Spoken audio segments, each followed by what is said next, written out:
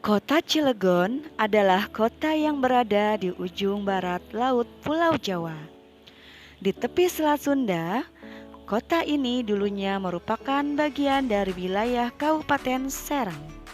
Kemudian, ditingkatkan statusnya menjadi kota administratif dan sejak tanggal 20 April 1999 ditetapkan sebagai Kota Madia.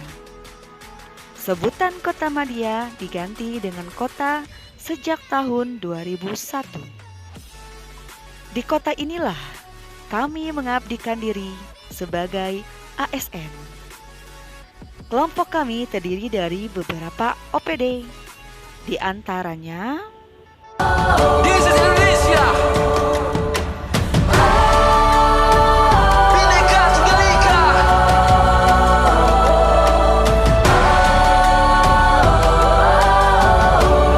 Alright, let's go. Gunung, hutan, dan lautan adalah bukti kekayaan. Dan disinilah tempat lahir beta, takkan ada bandingnya di dunia. Indonesia Raya, hiduplah Indonesia Raya. Selama mentari masih menyinari dunia, teruslah lindungi negeri tercinta. Merah darahku, putih tulangku, tanah airku, tanah tumpah darahku, Indonesia. Merah darahku.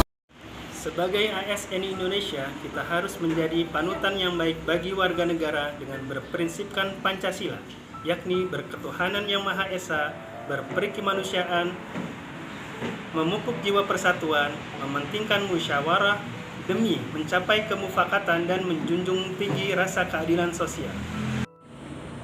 Berdasarkan Undang-Undang Nomor 5 Tahun 2014 tentang ASN, fungsi ASN adalah sebagai perekat dan pemersatu bangsa. Pasal 10 menyatakan bahwa fungsi ASN sebagai perekat dan pemersatu bangsa. Kemudian, pada pasal 5 yang membahas kode etik dan kode perilaku yang terdapat pada ayat 6, yaitu menjaga kerahasiaan yang menyangkut kebijakan negara. Dan ayat 9 yaitu memberikan informasi secara benar dan tidak menyesatkan kepada pihak lain yang memberikan informasi terkait kepentingan diri. Kemudian dalam pasal 11 dinyatakan bahwa ASN bertugas mempererat persatuan dan kesatuan NKRI. Pasal 23 menyatakan tentang kewajiban ASN yang dijelaskan pada ayat 2 yaitu menjaga persatuan dan kesatuan bangsa, dan ayat 6 yaitu menunjukkan integritas dan keteladanan dalam sikap perilaku ucapan dan tindakan kepada setiap orang baik di dalam maupun di luar kedinasan.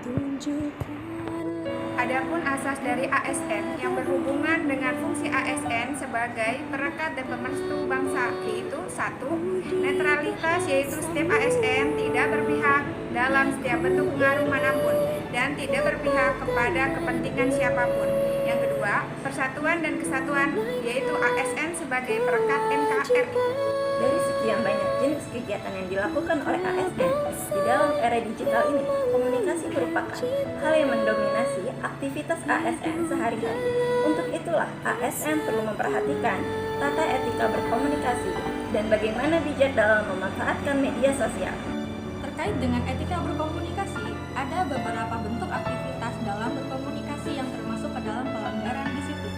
Yang pertama, menyampaikan pendapat baik lisan maupun tertulis lewat media sosial yang bermuatan ujaran kebencian terhadap Pancasila, Undang-Undang Dasar 1945, Bhinneka Tunggal Ika, NKRI, dan pemerintah, serta terhadap salah satu suku, agama, ras, dan antar golongan.